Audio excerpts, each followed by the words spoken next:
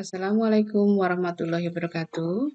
Kepada Bapak Ibu tim penilai proposal, izinkan saya perkenalkan saya, nama Tintin Haryanti, D4 Kebidanan Alih Jenjang Kabupaten Banyumas. Pada kesempatan ini saya akan membacakan proposal yang berjudul Hubungan Pola Asuh Orang Tua dan Asupan Makanan Terhadap Kejadian Stunting Balita usia 36 sampai 59 bulan di Desa Bantar, Kecamatan Jatilawang, tahun 2022.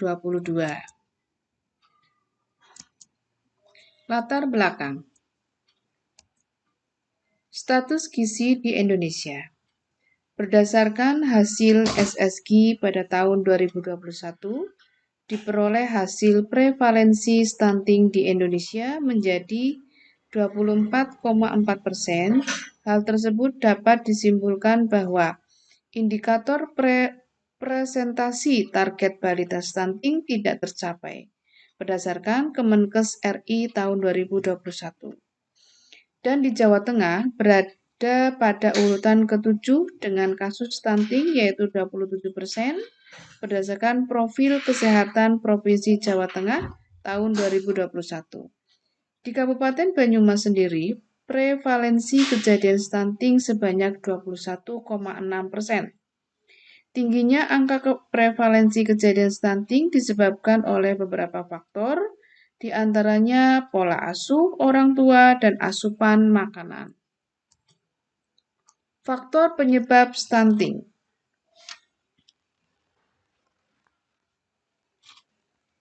Faktor penyebab stunting itu bisa terjadi dari pola asuh orang tua dan asupan makanan. Pola asuh.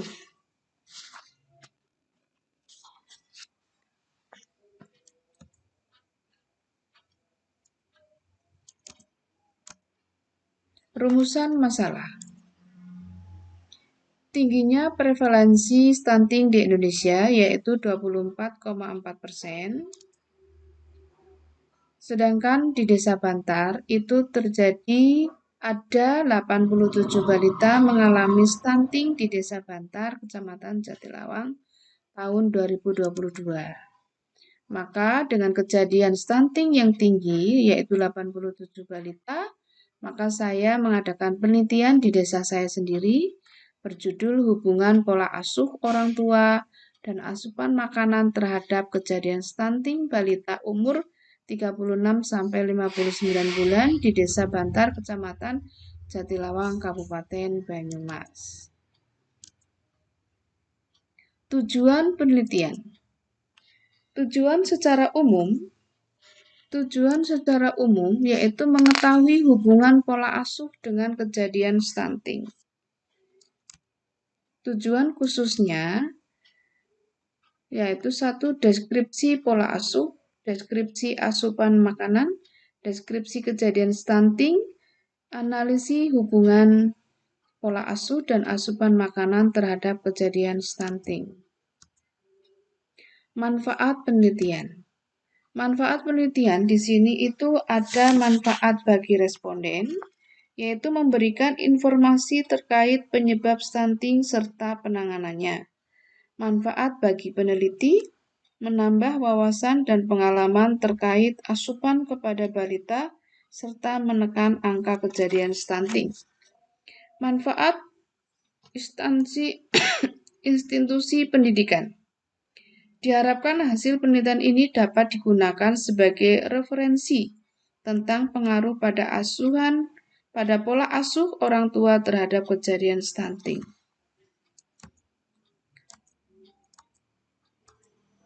Tinjauan pustaka. Stunting. Pengertian stunting adalah keadaan di mana anak mengalami pertumbuhan yang tidak optimal akibat kekurangan gizi kronis pada 1000 hari pertama kehidupan. Anak dikatakan stunting apabila tinggi badan anak lebih dari 2 standar deviasi dan lebih rendah dari standar pertumbuhan median WHO untuk anak dengan usia dan jenis kelamin yang sama. Itu berarti anak tersebut mengalami stunting. Menurut TNP 2K tahun 2017. Klasifikasi. Pengukuran panjang badan pada anak. Umur 0-24 bulan dalam keadaan terlentang. Umur 2-5 tahun dalam keadaan berdiri. Dikatakan stunting, indeks panjang badan per umur atau tinggi badan per umur di bawah ambang batas standar. Bisa dilihat di Kemenkes nomor 195 tahun 2010 tentang antropometri penelitian status gizi anak. Dilihat di label panjang badan per umur anak usia 0-28 bulan dan tinggi badan per umur anak usia 24-60 bulan. Berdasarkan Kementerian Kesehatan RI tahun 2018. Penyebab stunting. Penyebab stunting disebabkan banyak faktor, tidak hanya faktor gizi buruk pada saat ibu hamil saja. Menurut sumber TNP 2K tahun 2017, faktor-faktor penyebab stunting antara lain praktek pengasuhan yang kurang baik, masih kurangnya akses rumah tangga atau keluarga ke makanan bergizi, kurangnya akses ke air bersih dan sanitasi. Selain itu, menurut Chandra tahun 2020, faktor risiko utama stunting dikategorikan menjadi 5. Faktor genetik, status ekonomi, cara kelahiran, riwayat BPLR, dan anemia. Dampak dari stunting, menurut Sofiana et al. 2019, dampak yang ditimbulkan antara lain ada 2, yaitu jangka panjang dan jangka pendek. Jangka pendeknya yaitu meningkatkan kejadian kesakitan dan kematian. Perkembangan kognitif, motorik, dan verbal pada anak tidak optimal. Gangguan metabolisme dalam tubuh, meningkatnya biaya kesehatan. Dampak jangka panjang yaitu postur tubuh anak tidak optimal saat dewasa. Kemudian, meningkatnya risiko diabetes, kegemukan, penyakit jantung, pembuluh darah, kanker, stroke. Menurunkan kekebalan tubuh sehingga mudah sakit, menurunnya kesehatan reproduksi, kapasitas belajar, dan performa yang kurang optimal saat masa sekolah, disabilitas pada usia tua. Kita mengenal 3G pada stunting yaitu gagal tumbuh, gagal kembang, dan gagal metabolisme. Pencegahannya,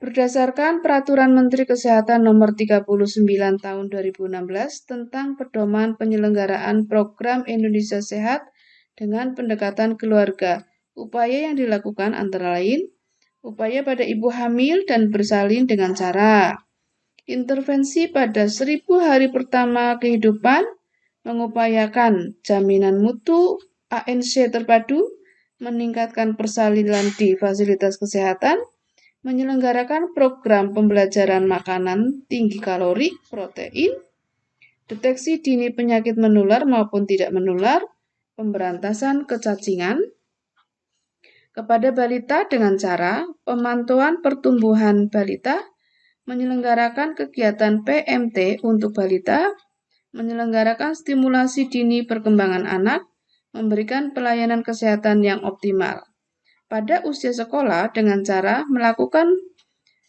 revitalisasi UKS, menguatkan kelembagaan tim pembina UKS, menyelenggarakan program gizi anak sekolah, memberikan ke sekolah sebagai kawasan bebas rokok dan narkoba. Kepada remaja dengan cara membiasakan anak untuk melakukan PHBS, pola gizi seimbang, tidak merokok dan tidak memakai narkoba. Kepada dewasa muda dengan cara memahami seputar KB, melakukan deteksi dini terkait penyakit menular dan tidak menular, senantiasa menerapkan PHBS, pola gizi seimbang, tidak merokok dan tidak memakai narkoba, itu berdasarkan Sofiana et al. 2019. Tinjauan pustaka. Tinjauan pustaka pola asuh orang tua. Pengertian. Pola asuh orang tua adalah kebutuhan dasar yang harus diperhatikan orang tua dalam proses pertumbuhan dan perkembangan anak, yaitu kebutuhan fisik, biomedis, yaitu asuh, kebutuhan emosi atau kasih sayang, yaitu ASI, dan kebutuhan stimulasi mental atau ASA. Adapun kebutuhan fisik biomedis anak, asuh, meliputi kebutuhan pangan, kebutuhan perawatan dasar yaitu imunisasi, pemberian ASI, penimbangan bayi, anak secara teratur, kebutuhan papan seperti praktek higienis pada setiap individu dan sanitasi lingkungan.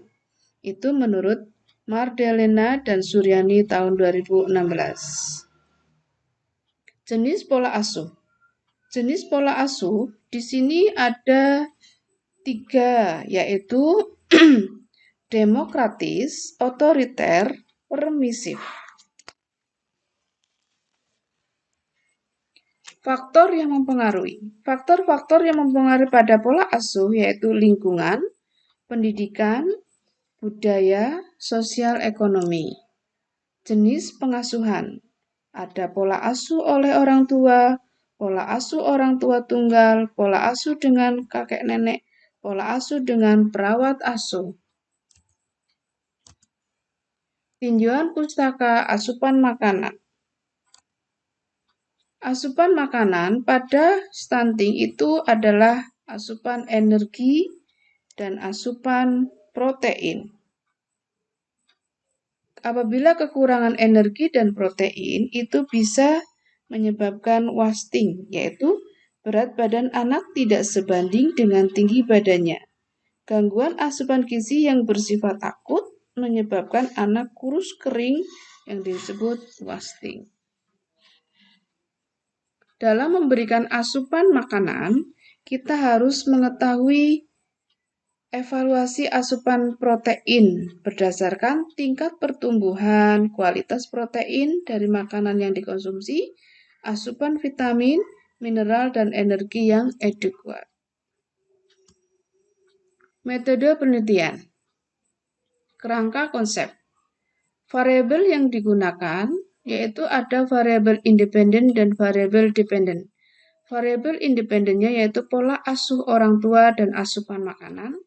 Variabel dependennya yaitu stunting.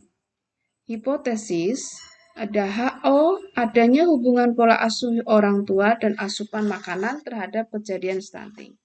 HA, tidak ada hubungan antara pola asuh orang tua dan asupan makanan terhadap kejadian stunting. Jenis penelitian. Penelitian menggunakan penelitian analitik dengan pendekatan cross-seksional. Variabelnya yaitu variabel dependen pola asuh orang tua dan asupan makanan. Variabel dependennya yaitu kejadian stunting. Definisi operasional. Variabel yaitu variabel kejadian balita stunting. Definisi operasionalnya yaitu stunting adalah balita dengan status gizi yang berdasarkan panjang atau tinggi badan menurut umurnya. Bila dibandingkan dengan standar baku WHO MGRS nilai Z-skornya min 2 SD. Alat ukur yang digunakan adalah pita cm. Kategori yaitu 1 stunting Z0 kurang dari min 2 SD. Tidak stunting, Z0 lebih dari 2 SD. Skala yang digunakan adalah ordinal. Variabel independennya yaitu pola asuh orang tua. Definisi operasional, perilaku orang tua adalah mengasuh balita yang diperoleh dari jawaban terhadap kuesioner. Alat ukur yang digunakan adalah kuesioner. Kategori bila baik nilai 7-15, kurang baik nilai 0-6. Skala yang digunakan adalah ordinal. Variabel asupan makanan. Definisi operasionalnya, tindakan yang dilakukan orang tua dalam pemenuhan gizi dari makanan yang dikonsumsi anak sesuai dengan usianya berdasarkan jenis makanan yang dikonsumsi, jumlah serta jadwal makanan. Alat ukur kuesioner kategori tidak tepat kurang dari 55%, tepat 55% sampai 100.